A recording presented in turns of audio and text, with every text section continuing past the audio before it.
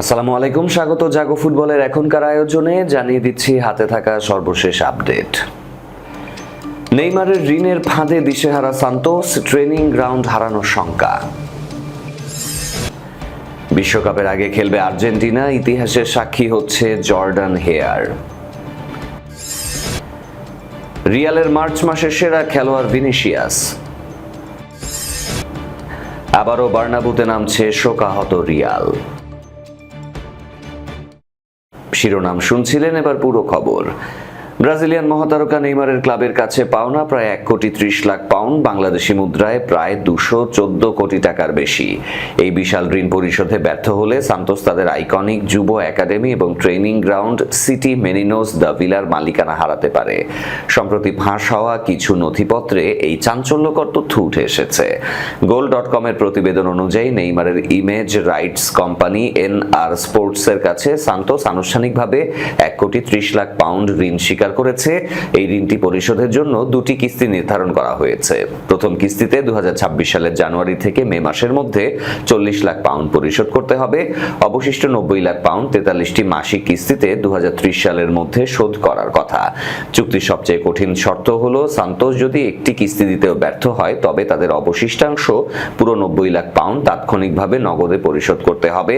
এই ঋণের জামিন হিসেবে সান্তোস তাদের বিশ্ববিখ্যাত যুব একাডেমি সিটি মেনিনোস দ্য ভিলা বন্ধক রেখেছে। যদি ক্লাবটি ঋণ শোধে ব্যর্থ হয় তবে নেইমারের কোম্পানি এই সম্পত্তির দখল নিতে পারবে। সান্তোসের বর্তমান সভাপতি মার্সেলো টেক্সেইরা আগামী নির্বাচনে হারলে বা ক্লাবের প্রশাসনিক কাঠামো পরিবর্তন করলেও এই পুরো টাকা তাৎক্ষণিকভাবে শোধ করার বাধ্যবাধকতা রাখা হয়েছে। এই মুহূর্তে ক্লাবটির মোট ঋণের পরিমাণ বর্তমানে 14,60,00,000 পাউন্ডে গিয়ে ঠেকেছে। এরই মধ্যে বকেয়া বেতনই রয়েছে 20 লাখ পাউন্ডের বেশি। 2025 সালের আর্থিক প্রতিবেদন পাশ হলেও ক্লাবের ভেতরে এ নিয়ে ব্যাপক অসন্তোষ তৈরি হয়েছে। সান্তোস ক্লাবটি ফুটবল বিশ্বে পরিচিত প্রতিভার কারখানা হিসেবে।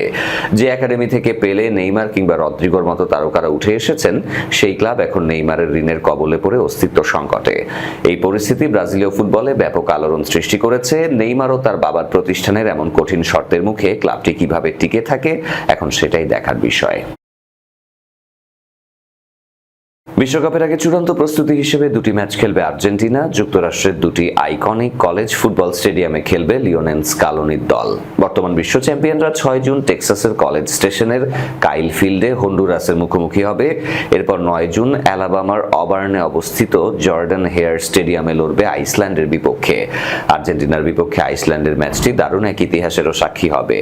লিওনেল মেসিদের ম্যাচ দিয়ে 87 বছরের ইতিহাসে প্রথম কোনো আন্তর্জাতিক ফুটবল ম্যাচ হবে জর্ডান হেয়ার স্টেডিয়ামে। অন্যদিকে কাইল ফিল্ডে এর আগে 2024 সালের জুনে মেক্সিকো বনাম ব্রাজিলের একটি ম্যাচ অনুষ্ঠিত হয়েছিল। সেলেসাওদের যে ম্যাচে দর্শক উপস্থিতি ছিল 85,249 জন। Auburn athletics director John Cohen Argentina আইসল্যান্ডের ভেন্যু নিয়ে এক বিবৃতিতে বলেন, বর্তমান ফিফা বিশ্ব চ্যাম্পিয়নরা তাদের শিরোপা রক্ষার মিশনে নামার আগে শেষ ভেন্যু হিসেবে অবার্নকে বেছে নেয় এটি আমাদের বিশ্ববিদ্যালয় এবং অ্যাথলেটিক্স বিভাগের জন্য এক বিরাট সাফল্য। এই ম্যাচটি অবার্ন এবং আমাদের পুরো কমিউনিটির প্রতি বিশ্ববাসীর মনোযোগ আকর্ষণ করবে। এই প্রীতি দুই ম্যাচে আমেরিকায় মেসির প্রভাব কতটা বিস্তৃত তা আরও একবার প্রমাণ করছে। এর আগে মেসি আমেরিকার ক্যানসাস সিটি অ্যারাহেড স্টেডিয়ামে, ম্যাসাচুসেটসের জিলেট স্টেডিয়াম এবং অ্যাটালান্টার মার্সিডিজ বেঞ্চ স্টেডিয়ামের মতো এনএফএল স্টেডিয়ামগুলোর গ্যালারি ভর্তি দর্শক টেনেছেন। 2024 সালে 8 বারের ব্যালন ড'র জয়ী মহাতারকা কটন বলে একটি প্রাক মৌসুম প্রীতি ম্যাচ খেলেছিলেন। টেক্সাস A&M এর অ্যাথলেটিক্স ডিরেক্টর ট্রেভ অ্যালবার্টস বলেন, আমরা কাইল ফিল্ডে আন্তর্জাতিক ফুটবলের প্রত্যাবর্তনের অপেক্ষায়।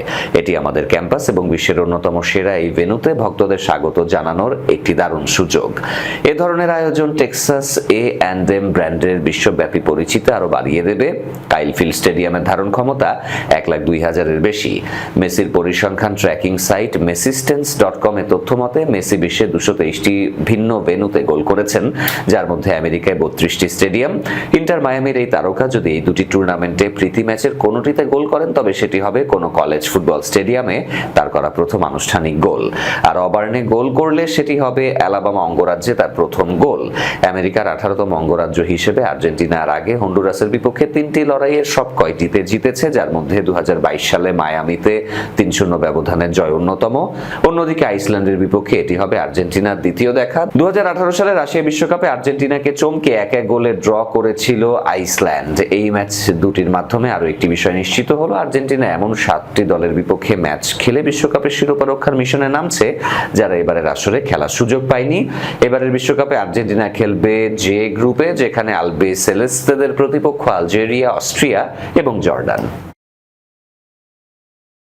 গত মাসে দুর্দান্ত পারফরমেন্সের পুরস্কার পেলেন ভিনিসিয়াস জুনিয়র। মার্চ মাসে ধারাবাহিক নৈপুণ্যে রিয়াল মাদ্রিদের সেরা খেলোয়াড় নির্বাচিত হয়েছেন এই ব্রাজিলিয়ান ফরওয়ার্ড। গত এক মাসে মাঠে নিজের প্রভাব স্পষ্ট করে তুলেছেন ভিনিসিয়াস। সব প্রতিযোগিতা মিলিয়ে 6 ম্যাচে 4 গোল ও একটি অ্যাসিস্ট করেছেন তিনি, যা রিয়ালের আক্রমণ ভাগকে দিয়েছে বাড়তি গতি ও ধার। ইউরোপ সেরার মঞ্চ ইউএফা চ্যাম্পিয়ন্স লিগে 2 ম্যাচে 2 গোলের সাথে একটি অ্যাসিস্ট করেছেন ভিনিসিয়াস, আর ঘরোয়া লিগ লা লিগায় 4 ম্যাচে করেছেন 2টি গোল। গুরুত্বপূর্ণ মুহূর্তে তার অবদান রিয়ালের জয়ে রেখেছে বড় প্রভাব। পুরস্কার গ্রহণের পর রিয়াল মাদ্রিদের ট্রেনিং গ্রাউন্ডে ভিনিসিয়াস বলেন, সমর্থকদের ধন্যবাদ আমাকে ভোট দেওয়ার জন্য। আমি খুবই খুশি, আশা করি সামনে আরো এমন পুরস্কার জিততে পারবো এবং গোল করে দলকে এগিয়ে নিতে পারবো। তিনি আরো জানিয়েছেন, সামনে বড় চ্যালেঞ্জের দিকে এখন তার নজর। বায়ার্নের বিপক্ষে জিতে পরের রাউন্ডে যেতে চাই আমরা। মৌসুমের গুরুত্বপূর্ণ সময় ভিনিসিয়াসের ধারাবাহিক পারফরমেন্স কোচ ও দলের জন্য স্বস্তির খবর। আপাতত তার সামনে চ্যালেঞ্জ চ্যাম্পিয়ন্স লিগের কোয়ার্টার ফাইনালের দ্বিতীয় লেগে দলকে উদ্ধার করা। প্রথম লেগে ঘরের মাঠে বায়ার্নের কাছে তার দল হেরেছে 2-1 ব্যবধানে। চ্যাম্পিয়ন্স লিগে কোণঠাসা হয়ে থাকা রিয়াল মাদ্রিদ শোক পালনের সময় পাচ্ছে কোথায়? মঙ্গলবার বন্ধ ছাদের স্যান্টিয়াগো বার্নাবুতে সাদা গ্যালারির গর্জন থামিয়ে দুঃসাহসিক মহাকাব্য লিখেছে বায়ার্ন মিউনিখ। প্রায় 20 বছর পর বার্নাবুতে এসে জয় পুনরুদ্ধার করে বাভারিয়ানরা। আক্রমণ পাল্টা আক্রমণ আর উত্তেজনার ম্যাচ জিতে ইউরোপের সবচেয়ে সম্মানের লিগ সেমিফাইনালে এক পা দিয়ে রাখলো ভিনসেন্ট কম্পানির দল। আর শোকের মাঝেই লা লিগায় জিরোনার বিপক্ষে মাঠে নামছে আলভারো আর বেলার দল। শুক্রবার স্যান্টিয়াগো বার্নাবুতে বাংলাদেশ সময় রাত 1টায় শুরু হবে এই ম্যাচ। লা লিগাতে অস্বস্তিতে রিয়াল মাদ্রিদ, শীর্ষে থাকা বার্সেলোনা থেকে 7 পয়েন্ট পিছিয়ে তারা। 2 দলের ম্যাচ বাকি 8টি করে। এই সময় বড় কোনো অঘটন না ঘটলে আবারও বার্সেলোনাতেই যাচ্ছে ট্রফি। 2025-26 মৌসুমে দ্বিতীয়বারের মতো জিরোনার মুখোমুখি হচ্ছে রিয়াল। গত বছরের ডিসেম্বরে ম্যাচটি 1-1 ব্যবধানে ড্র হয়। পিছিয়ে থাকার পর 67 মিনিটের পেনাল্টি থেকে গোল করে রিয়ালকে উদ্ধার করেন কিলিয়ান এমবাপে। ওভারঅল পরিসংখ্যান অবশ্য লস ব্লাঙ্কোদের পাল্লাই ভারী। রিয়ালের 8টি জয়ের বিপরীতে মাত্র 3টি জয় জিরোনার, 2টি ড্র। জিরোনার বিপক্ষে রিয়ালের স্মৃতি মধুর হলেও সম্প্রতি চ্যাম্পিয়ন্স লিগ ও লা লিগায় সর্বশেষ 2 ম্যাচ হেরে বেকায়দায় আরবেওলার দল। মায়োরকার বিপক্ষে যোগ করার সময় মারুকির গোলে স্নায়ুযুদ্ধে হেরে বসে রিয়াল।